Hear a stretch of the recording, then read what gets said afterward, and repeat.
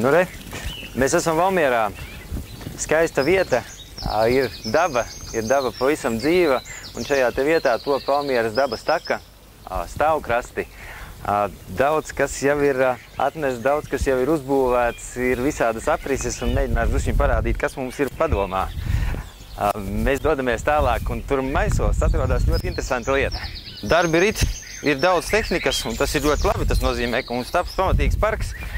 Aiziesim, apskatīsimies, kas ir paredzēts. Un kā jūs domājat, kas ir tajos baltajos maisos? Baltajos maisos ir ļoti daudz viskaut kā skaista. Te ir kasteņi, te ir daudz čiekuri. Un mēs redzam vairākas kastes pa ceļam. Katrā no kastēm būs sava sajūta. Tad, kad no rīta pirmais pieceļos un es dzirdu, kā ir skaņa no avotiņa, tad es jūtu smaržu no puķiem ieejot.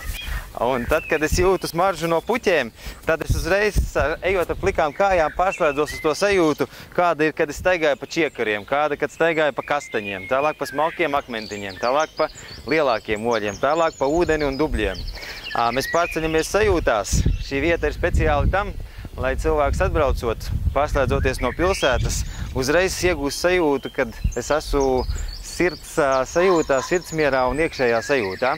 Priekš tam ir Valmieras dabas takas, priekš tam ir sajūtu parks. Pavisam drīz viņš jau būs pieejams visiem.